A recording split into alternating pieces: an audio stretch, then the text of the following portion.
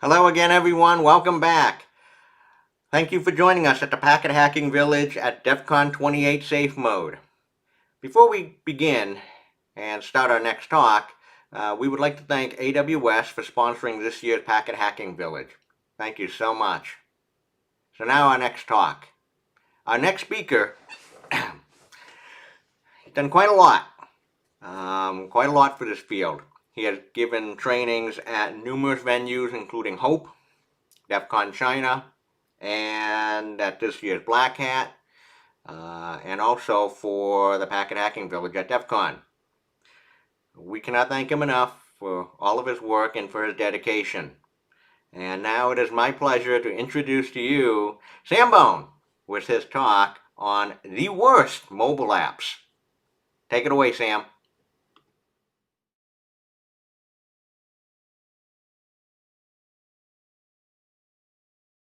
All right.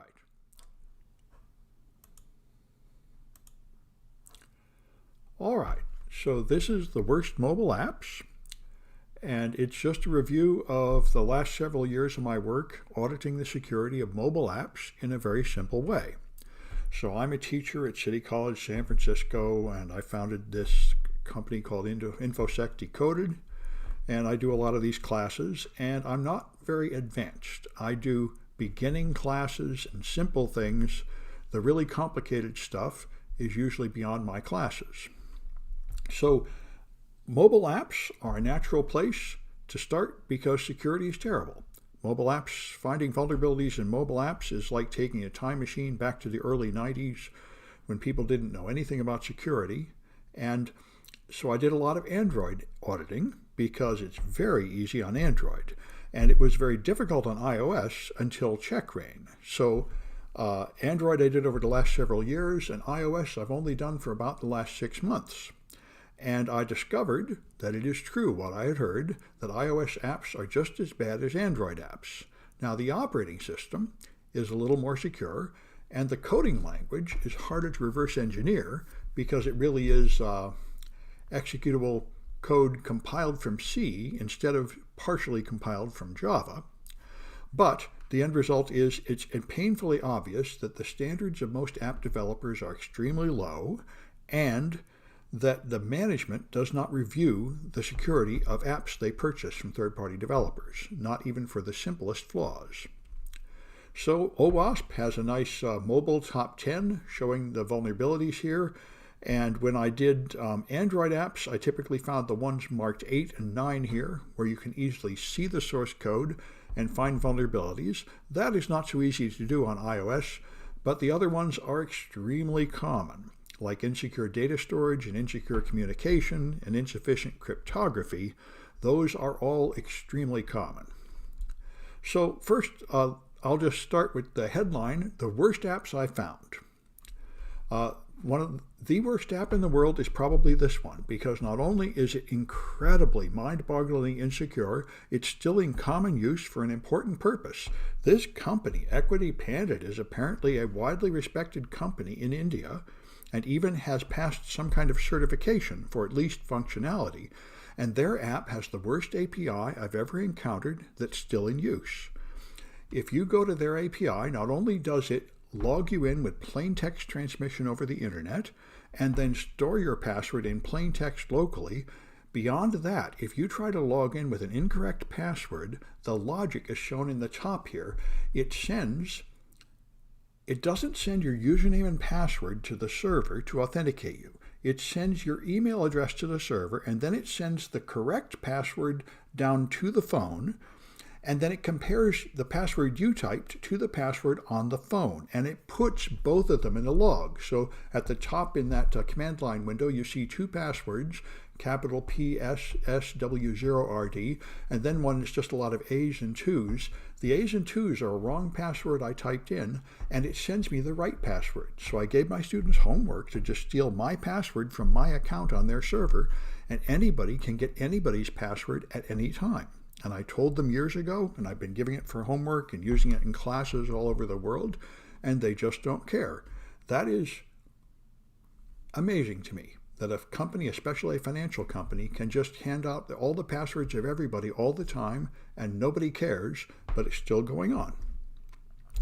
And this one here was almost as bad. The only thing better about it is they actually fixed it when I told them.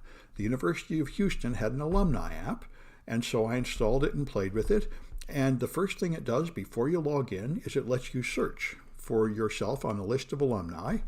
And when you do that, you'll see here in the top line, it sends a request with the first letter or two of a username up to the server, which is 326 bytes in a length column. And then the reply is 351 kilobytes. Every time anybody searches for a user in the app, before you log in, it downloads the entire database of every user, credit card numbers, account numbers, passwords, email addresses down onto the phone, and it does all that with broken encryption. So you get exposure to the entire database. But when I told them, they actually took down the app and made a revised version that no longer has these flaws. But when I showed this to students, some of my students said this, in fact, is something they tell people to do, put everything on the phone so it will have fast response, even if the network is slow. But it is surprisingly bad. So though not every app is that bad, but a large portion of apps, like 10 or 15%, make extremely elementary flaws so simple that I can catch them. So over the last several years, I've done a lot of Android apps. I started by doing the top 10 banks, insurance companies, and stockbrokers, and essentially all of them are vulnerable to code modification. So you can see the source code, you can modify the code, you can make a modified app and run it, and they don't detect that it's modified, and they don't detect that it's an unauthorized app when it connects to the server, both of which would be pretty easy to do, but they just don't bother.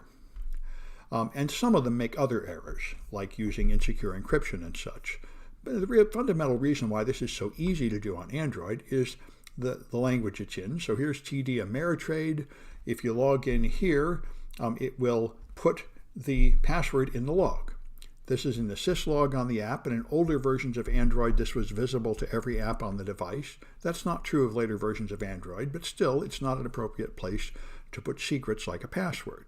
In fact, a best practice is to turn off all logging in the distribution version of your app. Logging should only be there for your test versions in production.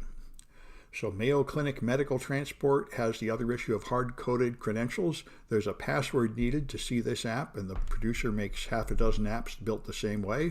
And you can just see the source code. You can download the code from the phone and grep for the word password and just find the top secret password.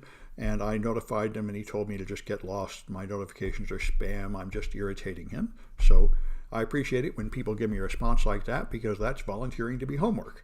So anyway, another very common flaw in both Android and iOS is that they break TLS. They perform an HTTPS handshake, and then they don't verify the certificate with a trusted third-party provider. So you can give them a fake certificate, and they'll fall for it. This, in fact, has led to some punishments from the Federal Trade Commission to Fandango and Credit Karma. If you had some standard boilerplate statement in your terms of service that we take reasonable security measures, this behavior, breaking TLS, was considered insufficient to comply with that promise. So then I gave some talks before about password storage on a phone. An enormous number of apps remember who you are by storing your password locally on the phone, which is very strange. So Target Australia has an Android app that does the right thing, what websites would do. It puts a random cookie on your machine. But for some reason, a large number of web apps just store your password locally, which is a miserable thing to do, and that's what Staples does. It puts a thing called encrypted password on your phone, and that is a very strange thing to do. And in fact, if you look at best practices, they say don't store a password on the phone at all. If you're going to do it, there's an Android keychain to put it in. There's public key encryption you could use. But what they almost all do, if they don't store it in plain text, is they store it with private key encryption, and then they try to hide the key on the phone. So you can easily detect the flaws here.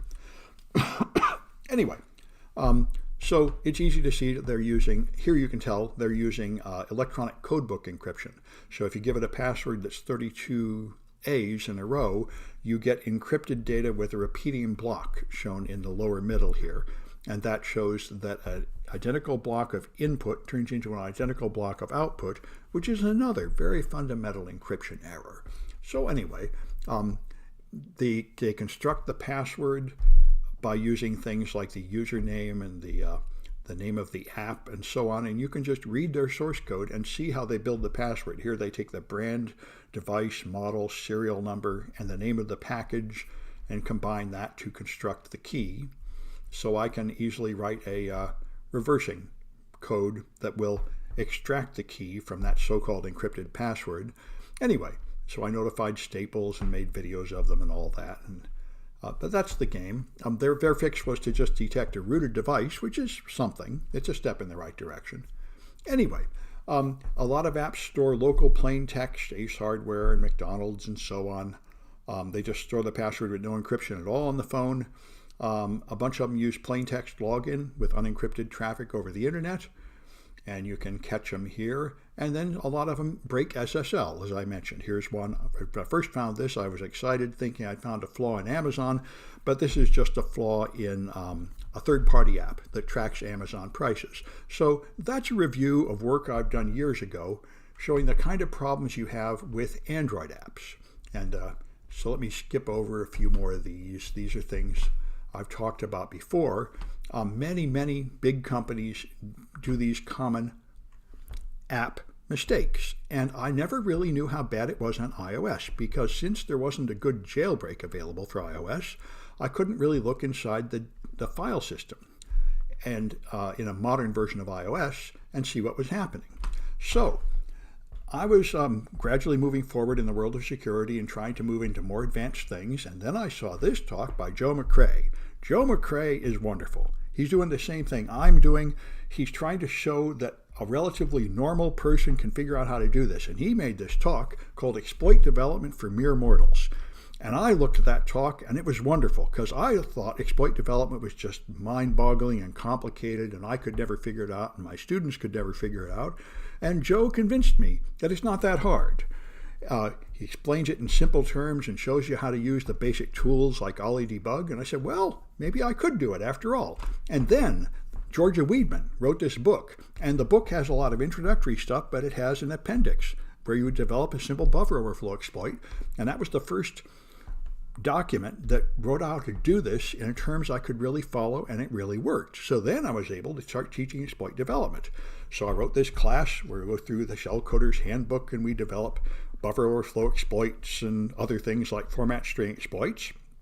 And that was very exciting to me, and it attracted a bunch of new, more advanced students, people who had never been interested in taking college courses in ordinary ethical hacking were drawn to this class.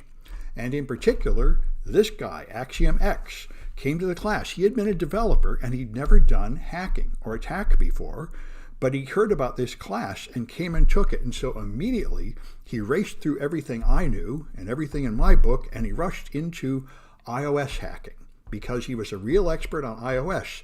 And he immediately found the check-rain vulnerability, which makes almost up to, I think, 2 versions back now, made all these modern versions of iOS vulnerable, and it was a flaw in a hardware module that can't be updated without a replacement of the hardware. So suddenly, because of him and the team that joined him to make the check-rain exploit, we could now get into the system of modern iPhones.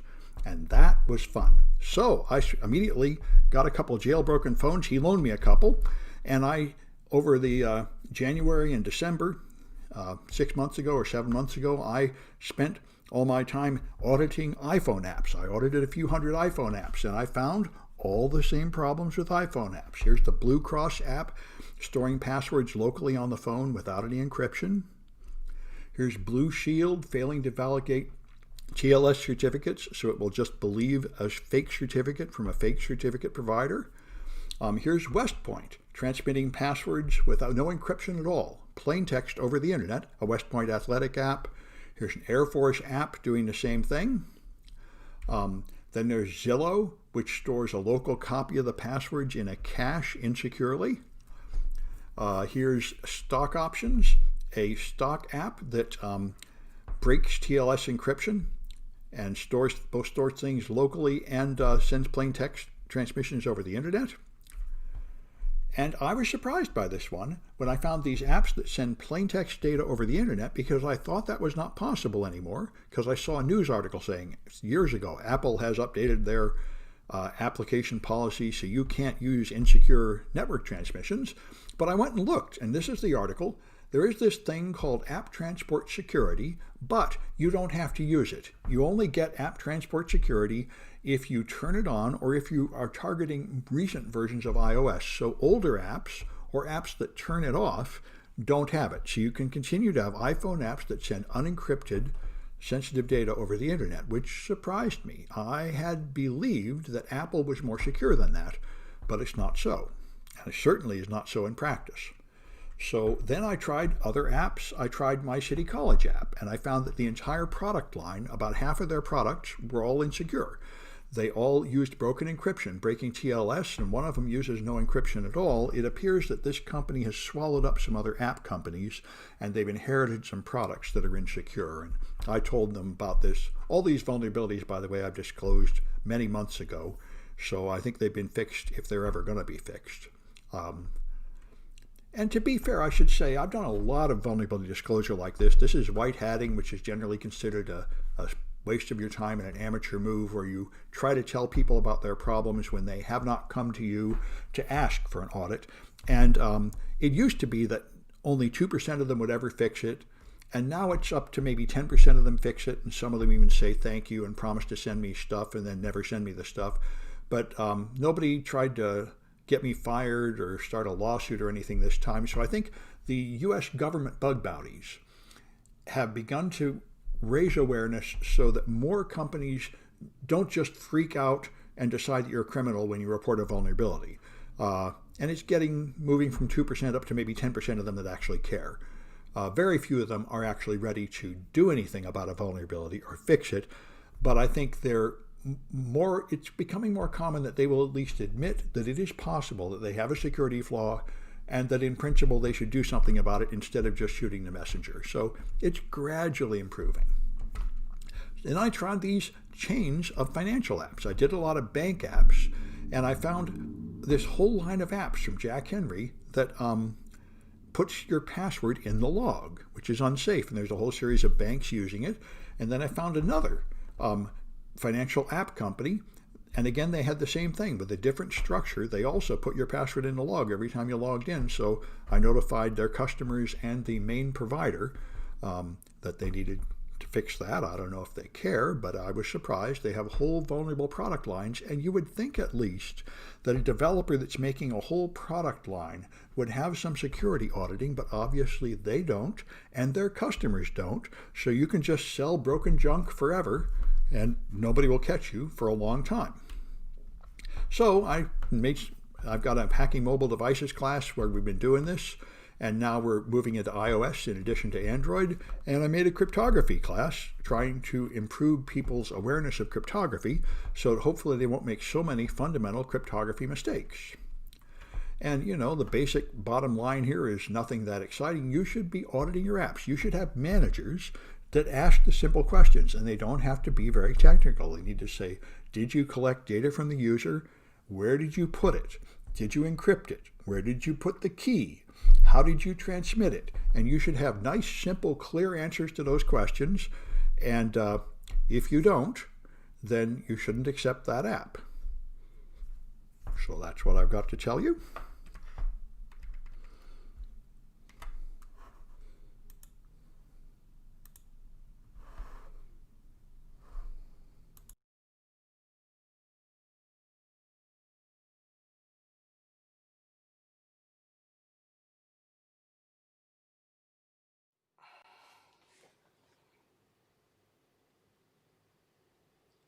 Thank you so much, Sam. Yes, I did take a little pause. I am shaking my head.